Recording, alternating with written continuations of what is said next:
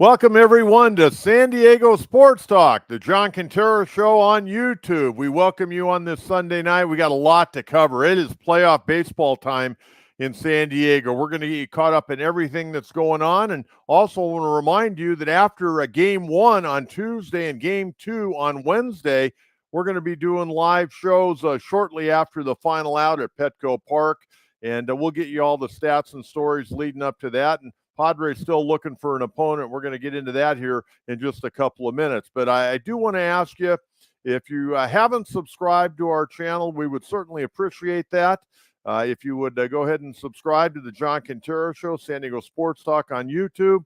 And also you can follow me, John Kentera on Facebook and on X at Coach Kentera 44. Would certainly appreciate that. And we're going to have comments coming up here shortly. So if you've got some questions out there, I'd like to shoot to me.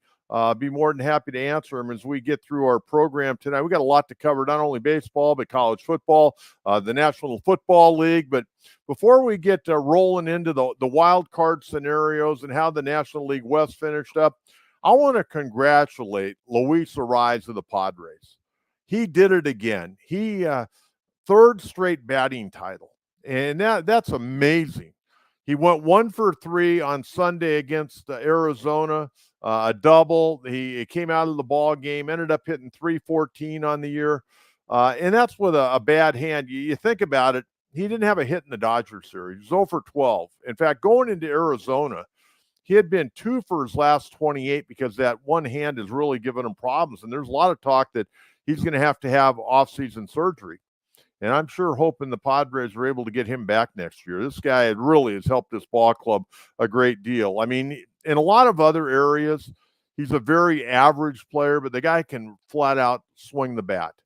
And, it doesn't hit with a lot of power, but he's a great table setter, great guy, can play first in a pinch. He can go over there to second base. But, he really has done a dynamic job since coming over from Miami. Absolutely. So he wins the batting title, ends up hitting 314. Shohei Ohtani finishes second. Now, a week ago, Ohtani was hitting like 290, and he ends up hitting 310 with 99 extra base hits. He needed one more base hit or an extra base hit to get 100 in a year. That's amazing. I thought I'd share his number just because really a historic season for any ball player. And I know Aaron Judge over in the American League had some monster numbers, but check these numbers out on Shohei Ohtani.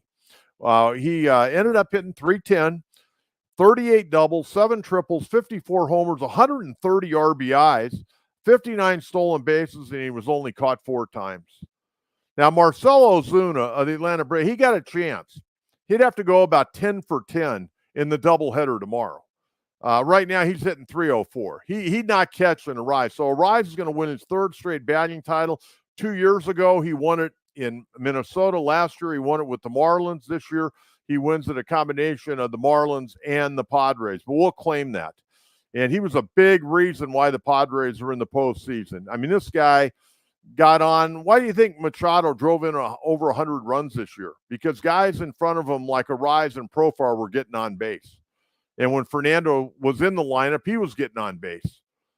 But congratulations to Luis Arraez. And by the way, over the American League, Bobby Witt Jr., of the Kansas City Royals, wins the batting title. Hit 332. He outdistanced Vladimir Guerrero Jr., who hit 323. Both those guys had really, really nice years. Okay, we're going to take a look right now at the final National League West standings. And I got to kind of laugh a little bit, because I know Dave Roberts and Dodger fans, they're myopic. They're myopic. They think the Dodgers should go 162-0 every year. And even if they went 162-0, they would still be upset because Dave Roberts didn't win by enough of runs. The Dodgers win 98 games this year. 98 games, and everybody's going, what the hell is going on with the Dodgers? 98-64. Now, the Padres had a hell of a year, but the Padres club record goes back to 1998 when they won 98 games. That's the club record. 98 wins. And the Dodgers, and I think the Dodgers are probably disappointed they didn't win more than 100. But, the Dodgers had a ton of injuries. I was looking at their roster the other day. They used 40 pitchers this year. 40 pitchers. And the guy that closed out the game on Sunday was a young guy that was coming back from shoulder problems. He pitched at just about every level of the minor leagues this year and got called up and got into a couple of big league games. But they used 40 pitchers. They went 98-64. Now, they're going to be the number one seed. They got home field advantage, both in the National League playoffs and the World Series. They ended up with the best record in baseball, and people in L.A. are all bent out of shape that they won only 98 games. It's actually a hell of an effort considering they were having to go with a lot of bullpen guys and guys up from the minor leagues. But, hey, the Padres were right there. Padres finished 5 games back, 93-69. The other thing I want to point out on the Padres, when you look at that record at 48-33, you know that's the best road record the Padres have ever had? Fantastic road record. Arizona, they finish up at 89-73, 9 games back, and then you got the Giants. They got beat on Sunday, so they finish 2 games under 500, 18 games back. And I don't know if Farhan Zaidi is going to make it. I think Bob Melvin's going to be back, but I don't know if Farhan Zaidi is going to be back. People in the Bay Area are just really bent out of shape with what's going on with the Giants right now. And then you got the Colorado Rockies, 61-101. Charlie Blackmon, I mentioned it on our podcast the other day, retires after 14 years. They had a great ceremony prior to the game on Sunday. Charlie Blackmon, a real winner, a great career. And, I think guys that enjoy baseball like myself, we're going to miss guys like Charlie Blackmon. I'm not going to miss him hitting against the Padres. He wore out the Padres, hit 301 in his career against the Padres, and 30 some odd home runs. The guy just wore the Padres out, but he's walking off into the sunset. So that's the National League West. Now let's take a look at the wild card, and I'm going to get into all the different scenarios that could come down on Monday. Because you got Milwaukee sitting around who wanting to know who they're going to play, and the Padres want to know who they're going to play. Okay, the Padres finish, as we know, number 4 seed, number 1 in the wild card. They finished 4 games up. You got the Atlanta Braves at 88-72, along with the Mets at 88-72. And you got the Diamondbacks having to sit around on Monday, and they've got to hope. The Diamondbacks, they've got to hope that one team sweeps. They're going to be rooting for whoever wins game 1. They're going to be rooting for them in game 2. Now, here's how this works. Braves and Mets, both 88-72. D-backs lose a 3-way tie. Okay. If the Braves and Mets split the doubleheader, they both get into the postseason. And if they split, that means Atlanta is coming to San Diego. And that game will be at 5:38 on Tuesday. Now, with a split, Atlanta would claim the number 5 seed because they'll have beaten the Mets 7-6 on the year. They'll the 13 games, they would have a record of 7-6. That's if they split. Okay. Now, if you're Atlanta, you want to win that first game because I'm going to give you the pitching matchup here in a second, but you want to keep your big left-hander available because if they can win game 1, they're in. Okay. And they're going to be no worse than the number 5 seed, and they would be here in San Diego on Tuesday, Wednesday, and if necessary, on Thursday. Remember, wild card is the best out of 5, and the NLDS is also that's a 5-game series. Then you get in the NLCS, which is 7. The World Series is 7. So the bottom line for Atlanta, they want to win game 1 so they can keep Chris Sale for game 1 against the Padres on Tuesday. Now, here's what the tentative pitching matchups are. In the game 1 tomorrow at Truist Park in Atlanta, going to get underway 10:10 our time. The Mets right now are scheduled to go with right-hander Tyler McGill, 4-5 and a 3.98 ERA. But you know what? He may be the opener, but the bottom line, they're going to use every pitcher known to mankind to try to force to win that game or to at least, save some guys for game 2. They got to get a split. And I don't want to see one team win and then just kind of, walk away and let the team that lost the first game win the second while the Diamondbacks are sitting in Arizona. Hopefully they're going to play this straight up. Okay, now going for Atlanta will be rookie right-hander Spencer Schwellenbach, 8-7 and a 3.47 ERA. Game 2, Mets right now are saying they're going to go with right-hander Luis Severino, the former Yankee, 11-7 and a 3.91. And Atlanta would go with their big ace, the guy that's going to win the National League Cy Young, folks, 18-3, Chris Sale with a 2.38 ERA. That's the way it goes. So what we want to see in San Diego is we want the Mets to win Game 1. We want the Mets to win Game 1, so the Atlanta Braves have to use Chris Sale in game number 2. And then that would be a really nice advantage, along with Atlanta having, if they win the second game, have to fly all the way across country. Okay? So we'll have to wait and see. But again, the times of the games, 5:38 on Tuesday. Wednesday will be 5:38. And if necessary on Thursday, it'll be 4:08. Okay? So I'll get you caught up on that. Okay, now let's talk about our sponsor. We got a couple of great sponsors that make this program possible. Grangetto's Farm and Garden Supply, serving Escondido, Encinitas, Fallbrook for over 70 years. They started and were founded back in 1952. Hey, the bottom line, shop where professionals go. Okay, shop where the pros go each and every day for all their great clients out there. Expert advice. They'll really dig into your gardening projects. You know, like I've talked about, you know, a lot of times you go around to ball fields or even to your neighbor's yard, and there'll be brown spots, maybe in the corner, maybe even in the middle. You know, why? Is the irrigation system not doing what it's supposed to do? Do you not have it lined up right? Well, Grangetto's is great about that. And the other thing that they're really great about is good a product as they have and the service. They're so great in the community. And I can't stress this enough. They are so good in the community. They're out looking at Little League fields. They're out looking at Pop Warner football fields.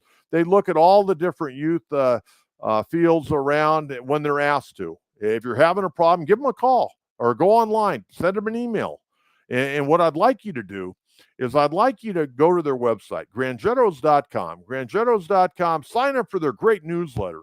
I'm learning a lot. It drops in your email twice a month. Every 2 weeks, you're going to get something from Grangettos.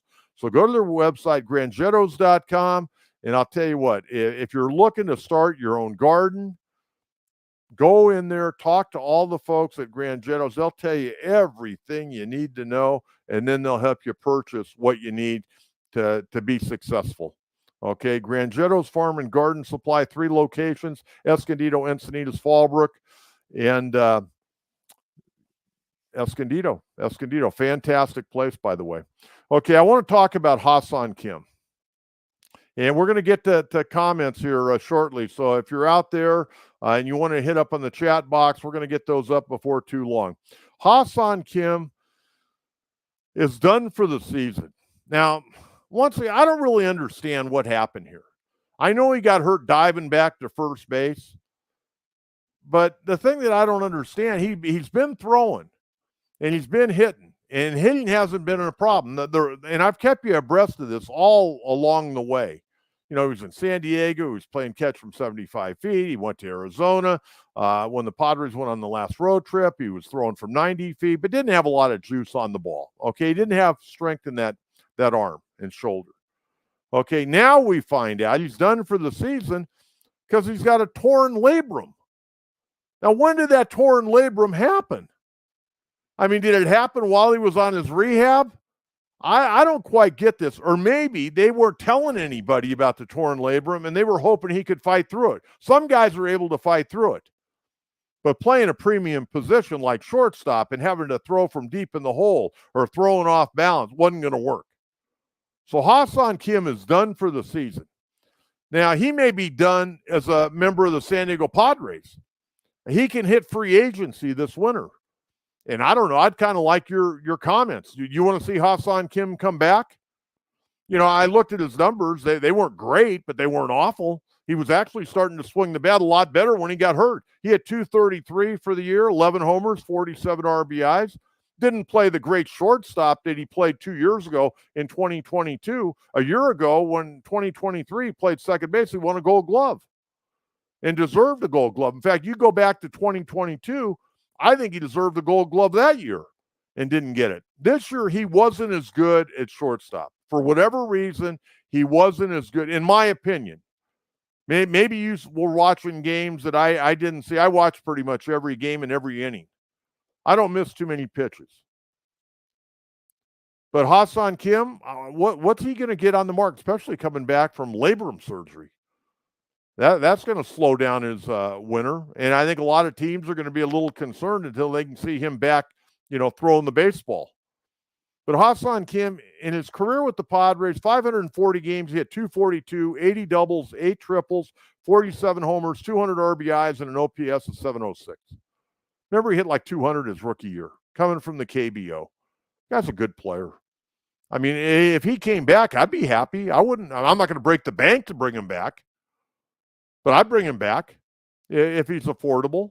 Absolutely, I'd bring him back. The guy is a very talented guy, 29 years of age. I mean, he's still got some good years ahead of him, the way I see it. But give me your take. You want to see the Padres bring Ha-Seong Kim back? Now, again, Padres got a lot of decisions to make. I hope that we talk about all the Padre offseason stuff in November. Okay, I want to get all the way through October. I don't want to be talking about what are the Padres going to do at the end of next week. Okay, you got to come in and you got to play the baseball you played all year long. And if you do that, you're going to be in great shape. Okay, you're going to be in fantastic shape. Okay, let's duck in a couple of questions. I'm going to kind of recap the weekend, and I'm not going to go into a big dissertation about the weekend because Mike Schilt did a hell of a job managing over the weekend. And you'll say, what do you mean? Well, he got some guys off their feet. Manning didn't play on Sunday. Bogarts didn't play on Sunday. They're going to have a workout on Monday, and they're going to be ready to go. Fernando Tatis played on Sunday, but didn't have a very good game. Struck out a couple of times, over. Cronenworth played a little bit on Sunday. Jackson Merrill, 1 for 2 and a walk, finished it in 292. Let's try to get to a couple of questions. Then I'm going to get back and talk a little bit more about what happened over the weekend. David, no, I don't wish him the best, but we're much better without him. You don't want to see Ha-Seong Kim come back. Okay, now, here's the next question I'll throw out to you. Who's going to be the shortstop? Are you going to go back to Xander Bogaerts after you basically told him he couldn't play shortstop anymore? And you go back to last winter when we used to hear, well, Xander Bogaerts may end up being the Padres' first baseman. I'm going, why did you sign this guy to an 11-year deal, and after year 1, you're going to move him to first base? Well, they ended up moving him to second base in spring training. Then you had to go back to him. Now are you going to go back to him for the 2025 baseball season? Or are they going to maybe now take your center fielder who's had an incredible year and without a doubt should be the National League Rookie of the Year? I mean, let's be honest. An everyday player, the numbers that Jackson Merrill put up compared to Paul Skeens. And Paul Skeens is a generational talent. And we'll see how long he can stay healthy. But, he pitched a couple of shutout innings against the Yankees the other day, finished with a 1.96 ERA. And I know he started the All-Star game, but he also started the year in the minor leagues. And Jackson Merrill was here from day one. The guy never came out of the lineup, never wanted to come out of the lineup, put up massive offensive numbers. He should be hopefully in the running for a Gold Glove. You tell me, and you guys out there that are watching, ladies and gentlemen, you guys watch a lot of baseball. Even if you just watch the Padres play everybody. You tell me that Jackson Merrill shouldn't be one of the 3 finalists for the Gold Glove in the National League. Are you kidding me? But will the Padres now, because he's only 21 years of age, will they go back and say, hey, Jackson, we want to make you our shortstop? I don't think you can do that now. You know why? Because this guy has solidified himself as an outstanding young major leaguer. And to bring him back, he would have to focus so much on defense. It may take away from his offense. But this kid's a special kid. He's got great mental makeup. Great mental makeup. And that's what it takes to be you got to have good, tough, hard-nosed mental makeup. and see the big picture. This kid has done everything right. You listen to him in post-game interviews, I'm so impressed by him. So impressed by him. But we'll talk more about the weekend. Felix, let Merrill have a go at short. He deserves it. Well, that's what I was just talking about, Felix. I wouldn't put anything past this kid, but I don't like moving guys around, especially he's going to be going into his sophomore year. And you always hear about the sophomore jinx. Guys put too much pressure on themselves because they want to try to put up bigger numbers than they did the year before. This kid just needs to go to the plate and swing it. He's got a beautiful swing. I mean, there's not one thing that you can say that you don't like about Jackson Merrill. Not one thing. The kid's off the chart. Where would the Padres be without this guy? They had no idea who their center fielder was going to be. They had no idea. In fact, he was supposed to play left field. And, he may have played left field if they don't sign Jurickson Profar. That's another guy they got to figure out what they're going to do. Can't break the bank on a 31-year-old left fielder, I can tell you that. But, maybe they can work out a deal. But you know what? We'll see. And then the catching situation. Who the hell's going to be the catcher next year? Groovy T. Should have traded Kim at the deadline. His value will never be the same. Well, Groovy T, I can't argue with you on that. If you knew that Xander Bogaerts could end up going back to shortstop, and Cronenworth could have just slide down to second base, and Arraez and Solano, ship one another off from time to time at first base, the other guy at DH. Yeah, you could have done that, but I don't think they wanted to trade him. I think they had a surplus, and they're probably a little bit greedy. And maybe because Kim was going to be a free agent at the end of the year, maybe the offers weren't there. I mean, you don't want to give them away. It wasn't costing you a whole lot of money. But, there were a lot of rumors, Groovy T, out there. The Padres were, taking offers, and obviously they didn't get an offer that they liked. Okay, let's take a look here at Sunday's game. And, Martin Perez pitched great. He was great. He ran out of gas on Sunday, 3 2/3, 8 hits, 6 earned runs, gave up a home run to Ketel Marte. Man, he hammered it. Martin Perez did a hell of a job for the Padres. Bad start. Finished overall 5-6. What did he end up going? I think he won 3 games with the Padres. ERA was great, but that ERA suffered a little bit in the final game of the regular season. Matt Waldron got recalled. They had shipped Randy Vasquez down after he pitched so well on Saturday. Matt Waldron came in, and I think more than anything else with Waldron, he's just tired. He's just tired. He never pitched at that level before. And, he finished with a 4.91 ERA.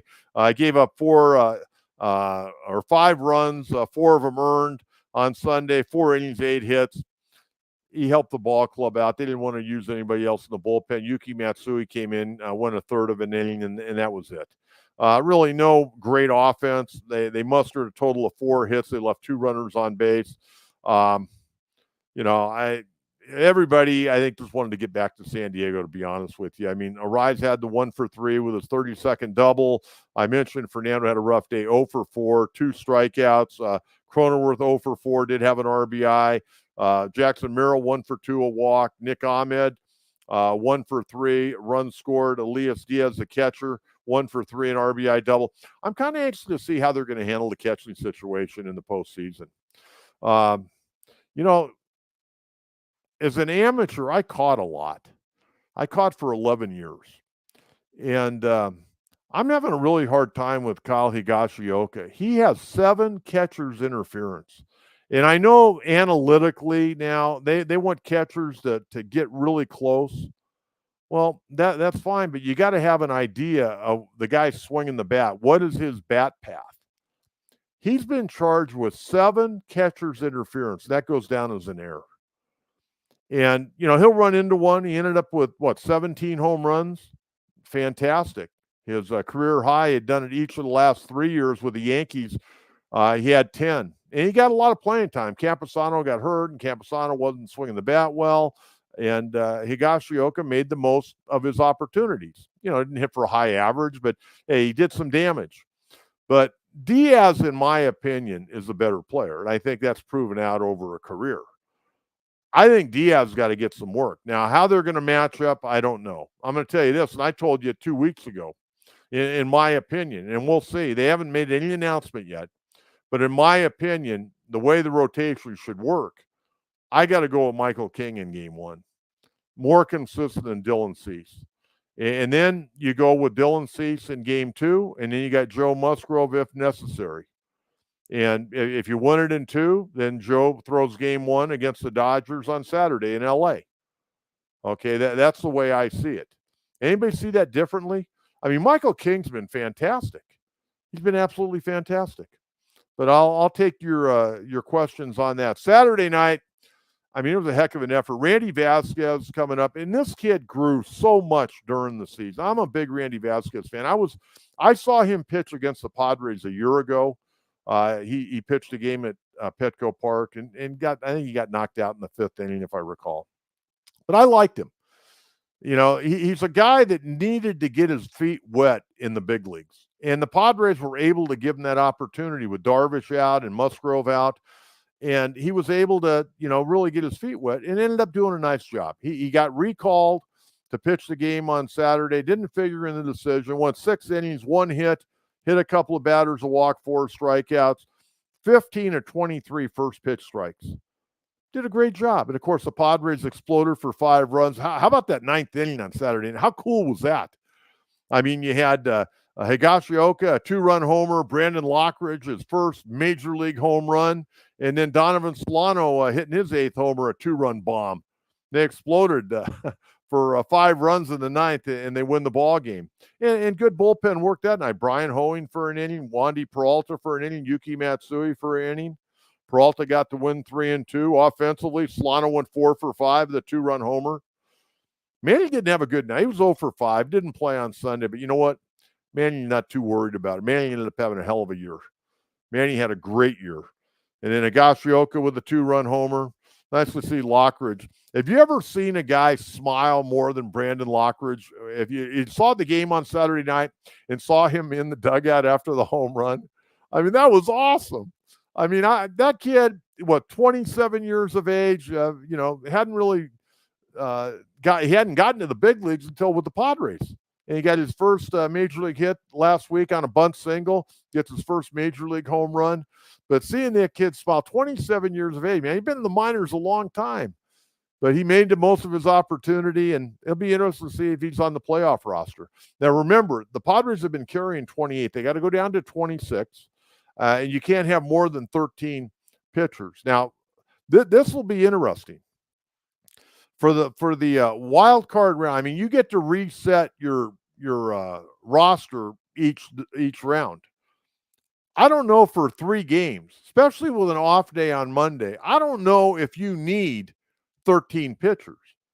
You really Tyler Wade can play the outfield, but I think he's probably better suited to play the infield. You're only going to take 2 catchers. It'll be interesting if a guy like Brandon Lockridge is able to make this ball club for the postseason, at least in the first round, because he can run, he can play the outfield pretty well. Not going to give you a whole lot at the plate. So I'm very anxious to see how Mike Schilt and A.J. Preller put together their postseason roster for the wild card round. And then you go back to Friday night, Padres went out there, wrapped up the number 1 wild card with the win, 5-3, out-hit Arizona 10-6. They jumped on Merrill Kelly. He gave up 4 runs in the first inning. And Darvish gave up 2 in the bottom of the first. But Darvish really settled in. 5 1/3, 3 hits, 3 earned runs, 3 walks, 4 strikeouts. Gave up that home run to Corbin Carroll. And even though he missed so much time, he ended up going 7-3 with a 3.31 ERA. He could be the Padres' secret weapon. He really could be. Because how are they going to use him? Are they going to use him as a starter? I mean, obviously, Martin Perez is not going to start. But, if you go with King and Cease and Musgrove and it goes 3, then Darvish has probably got to start on Saturday against the Dodgers. And I'm fine with that. I mean, he's throwing the ball well. The Padres got a good bullpen. Now, the thing about the Padres bullpen, and I don't want to get into talking about the Dodgers. I did talk about this a little bit, but it's hard not to because we want to knock them out again this year. But we got to get there first. And we don't know if we're playing Atlanta. We don't know if we're playing the New York Mets. I would ask you fans right now, and type it into our chat box. Who would you want to see the Padres play? You want to see them play Atlanta? You want to see them play the New York Mets? I don't really care, but I do care about one thing. I want to make sure that the Mets win that first game tomorrow, to where Chris Sale has got to pitch in game 2, so we won't see him in the series here in San Diego. Okay? And again, all 3 games are at Petco Park. 5:38 Tuesday, Wednesday, 4:08 if necessary on Thursday. Groovy T says, we want the Mets. I kind of want the Mets, and I'll tell you why I want the Mets. And I had somebody call me today, and, hey, who you want to see the Padres play? I go, I don't really care, but I do kind of care from the standpoint. The Atlanta Braves, even though they've got a bunch of guys banged up, it's been a tough year. It's been a disappointing year for the Bravos. They have a winning tradition there. And come playoff time, you know, Brian Snitker's an outstanding manager. I mean, Marcell Ozuna's had an incredible year. Matt Olson's been disappointing, but hey, you know what? All the numbers change. These numbers for the regular season go away, and now guys get a second opportunity. I mean, the Braves are a tough ball club. They scare me. The Mets, on the other hand, the Mets have really played great. Okay, they've played great, and they've earned a spot in the playoffs. They still have to win one game to get in the playoffs, but they don't have the winning atmosphere that the Braves do. And besides that, I kind of want to see Joe Musgrove. Well, I don't want to see Joe in the wild card series. That means we'd have to go to a game 3. But I would love the Padres to stick it to the Mets again for what happened. And I realize Buck Showalter's no longer there, but I'd still kind of enjoy sticking it to a New York team.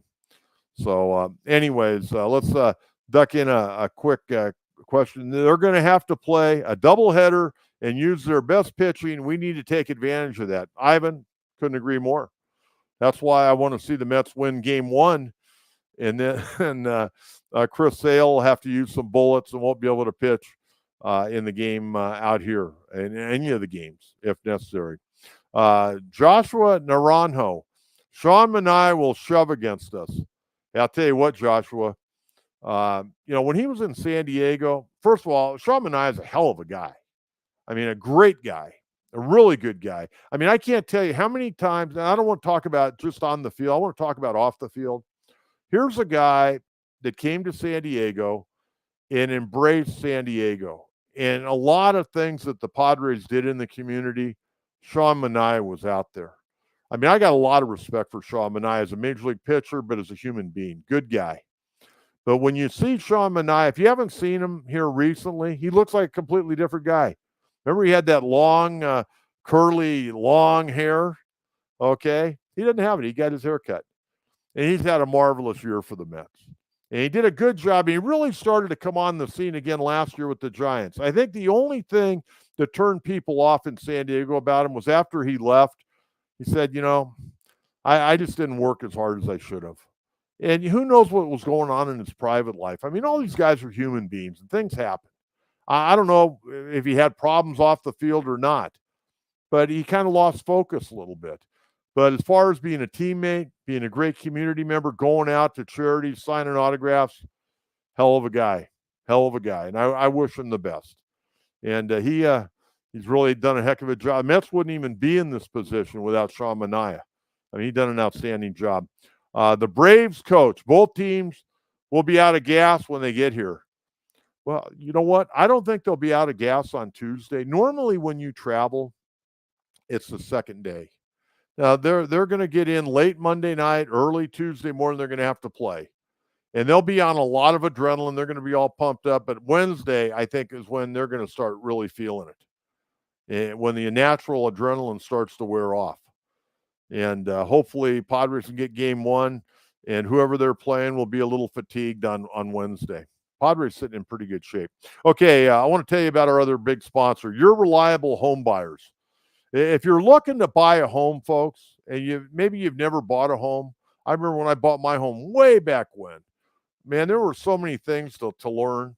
And YourReliableHomeBuyers.com will take you by the hand, and they will lead you the right direction. And they're great people. They're into buying, selling, financing, and even purchasing old homes with cash. If you're looking to get out, you need some cash, you want to sell your house, you get a hold of yourreliablehomebuyers.com. They'll take good care of you. They've been in business in San Diego over 23 years, folks, over 23 years. And you give them a call. Give them a call Monday morning, 858-422-4116, 855 or 858-422-4116, or you can visit them at yourreliablehomebuyers.com. You know, a lot of people have like the building block effect when they buy a home. You know, they buy a smaller home, get some equity, and they move it up, and they just keep moving. Next thing you know, you're living in a mansion. But yourreliablehomebuyers.com, good people, honest people, and that's who I deal with, are honest people. If they're not honest, stay away from me. Okay, but this group of folks at yourreliablehomebuyers.com, they will do you right. And make sure when you do call them or touch base with them through an email, you make sure to tell them Coach John Kentera sent you. Okay, I want to get into a little college football. And, the Aztecs, they played on Saturday, and they let a win get away. They ended up getting beat by Central Michigan 22-21. Oh, Tristan Matson kicked a 46-yard field goal with 5 seconds left to give the Chippewas the win. I could sit here, I could jump up and down, I could knock things off my desk. It's a work in progress. Should they have won this football game? Yes. Was Coach Lewis and his offensive staff a little conservative down the stretch? Yeah, they missed 2 field goals. I mean, seriously, they missed a field goal of 33 yards with 4:44 left in the fourth that would have given them, a few points where Central Michigan would have had to score. Then they come back down the field with a minute 56 to go, and they miss a 28-yard field goal. I mean, and I realize being a field goal kicker is not easy, but those are extra points, 33 and 28. I mean, if you make one of them, you're winning the game. And they had to get on the plane with a loss. They come back, they're 1-3. They have their Mountain West Conference opener Saturday night, 5 o'clock against Hawaii. And Hawaii's 2-2. They had a bye this week. Now, I want to say this. And I've seen all the chat boards the last, 24 plus hours, and people are beating up on Sean Lewis. Saying, oh, man, this is like Chuck Long. No, it's not like Chuck Long. Chuck Long had no clue. And I did games when Chuck Long was here. Okay, they had no clue. Okay, the problem that San Diego State has a multifaceted problem right now, and Sean Lewis is the least of the problems. Okay, the first problem was there were very few impact players in this program a year ago. That's why Brady Hoke ended up retiring. They were 4-8. They were a bad team. They really didn't have an offense. I mean, their defense played hard, but they were on the field way too long. Okay, Brady Hoke retires. I think Brady Hoke was told to retire. Okay. Now they lose 42 players for a variety of reasons. Guys that didn't fit in, guys that didn't want to play any longer, guys transferred to other schools, the transfer portal. Okay. They go to somewhere else, or they quit playing. They just became a student. They brought in 48 players. These 48 players probably barely know one another. Okay. It's going to take time. Now, should they have won the game on Saturday against Central Michigan? Absolutely. I'm sorry, a Mountain West Conference team should beat a MAC team, even on the road.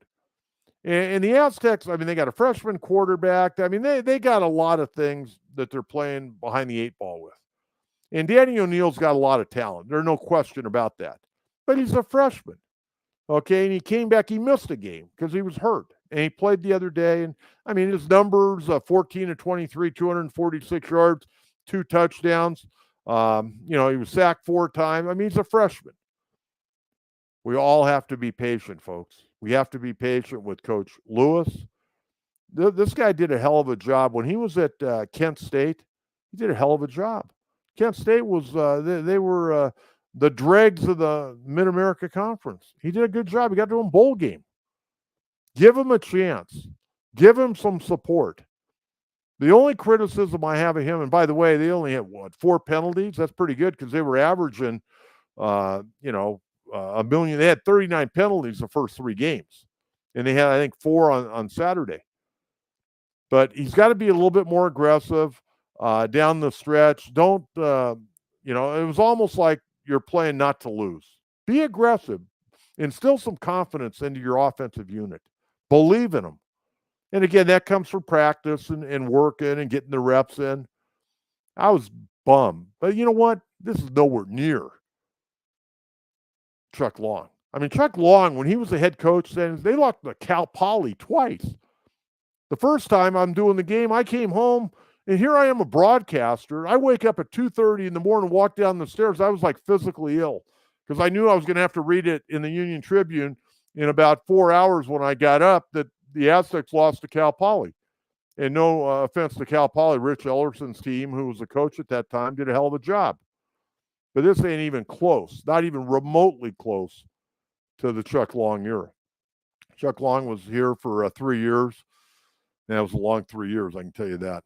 So they've got Hawaii coming up this next Saturday.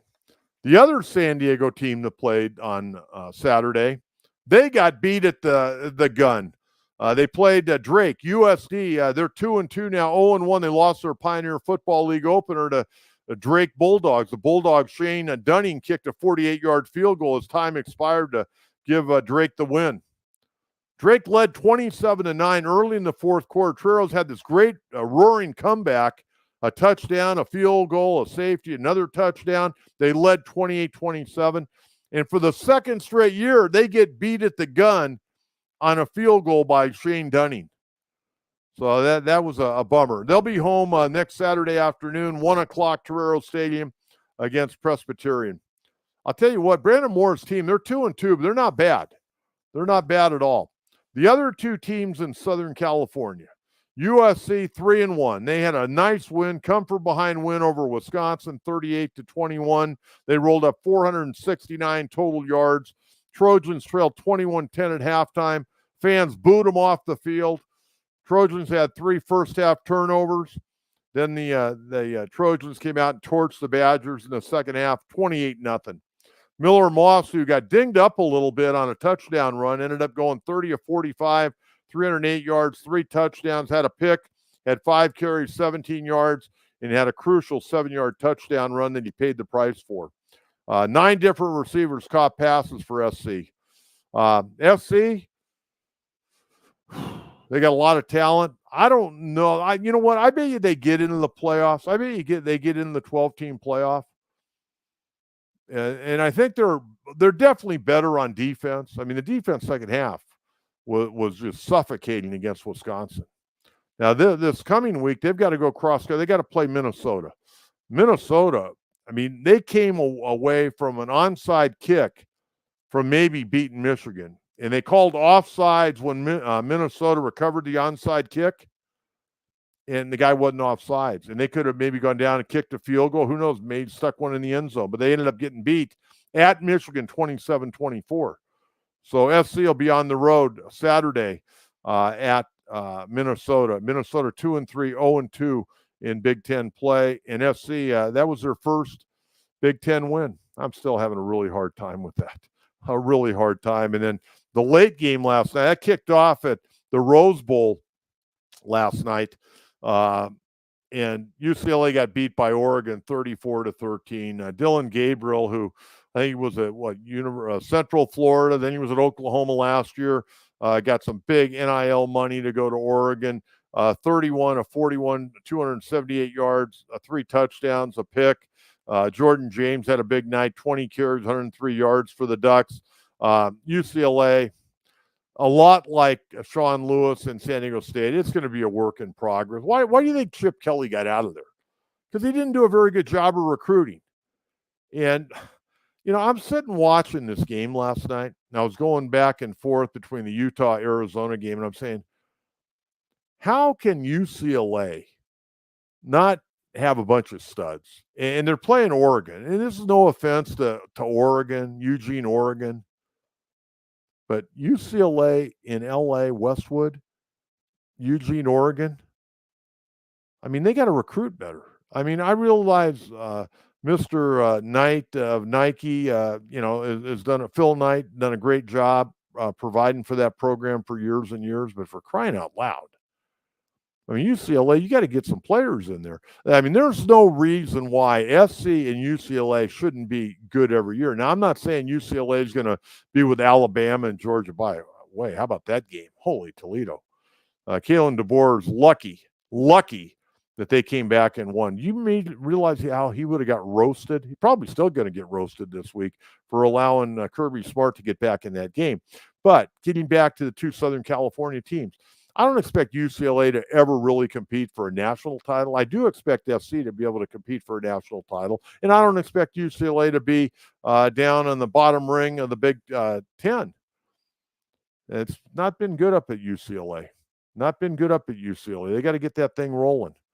So, anyways, but hey, we got so many good things to talk about right now. Padre baseball, what a great year. What a great year for the Padres.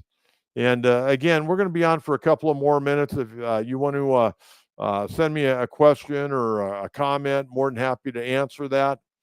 But it's going to be a really exciting week, folks. Really exciting week from the standpoint. Padres will host the wild card here. Now, you win that, you're going to be going against the Dodgers in the best 3 out of 5. We know how that worked out in 2022. I've been saying all along, the Padres have the pitching. The bullpen, if the bullpen is firing on all cylinders. Now, here's the difference, and I just want to share this with you regarding the Dodgers compared to the Padres. And I talked about this the other day. The Padres have some electric arms, but those electric arms aren't as consistent. The Dodger pitchers have good stuff, and they seem to be a little bit more consistent. And I know, Evan Phillips has been a little bit up and down, but getting Michael Kopech has been a big help. Vesia, a kid from Alpine, he's been left-hander, been fantastic, done an incredible job. They got Brazier, who they bring out of the bullpen's tough. I mean, they got a lot of dudes coming out of that bullpen that are tough, and they're very consistent. Padre guys have more electric stuff, but some nights they're just not firing on all cylinders. And hopefully Robert Suarez will be ready to roll this postseason. Got to get him back on track. You do that, you're going to be sitting in really, really good shape. So we got playoff baseball this week, and we're going to be on after the game on Tuesday night and Wednesday night. We'll be on after both of the games, probably within a half hour or so of the final out. So just stay tuned. Again, I would encourage you, if you're following us, make sure you subscribe. But we're well over 2,000. Want to work our way towards 3,000 now. Tell a friend the coach is back. And a lot of people have been very excited about me doing this. I love to answer your questions. I love to be able to talk sports with you. My wife's very, very happy. I don't have to report all the scores to her each and every morning. She's very happy I got this podcast going. Again, we'll be on, probably within a half hour after the ball game on Tuesday and Wednesday night, and then we'll go from there. Hopefully, we're just going to do shows on Tuesday and Wednesday, and then we'll get you a show maybe a Friday to preview the Dodger series, as long as the Padres takes care of business. But again, please subscribe. And again, you can follow me on Facebook at John Kentera and on X at Coach Kentera 44. So the Padres, just give you some final numbers here for the year. The Padres finished 93-69. They finished at Petco Park at 45-36. Road record, fantastic, 48-33. They finished the month of September smelling like a rose, 16-8. Since the All-Star break, the best team in baseball at 43-20. And again, the final attendance at Petco Park this year for 80 games. Remember, they played 80 because the one game in Korea was a home game. The Dodgers and Padres, they played 2 games each, took a home game off their home schedule. Final attendance for the Padres, 3,314,593. Again, just to remind you, the doubleheader on Monday between the Mets and the Atlanta Braves. And we're pulling for the Mets to win game 1. I don't really care who wins game 2, but I want the Braves to have to use up Chris Sale, who's going to win the National League Cy Young. Guy's won 18 games, an ERA of under 2.4, done an incredible job. So we'll sit back, enjoy, no pressure on Monday, watching a couple of baseball games. And then Tuesday, Wednesday, first pitch at Petco Park, 5:38, if necessary on Thursday. will be at 4:08. And of course, we'll be back in Tuesday night following game 1, back in Wednesday night following game 2. And until then, Coach John Kentera, again, thank you so much for tuning in to San Diego Sports Talk, the John Kentera Show on YouTube. Talk to you again real soon, everyone. Bye-bye.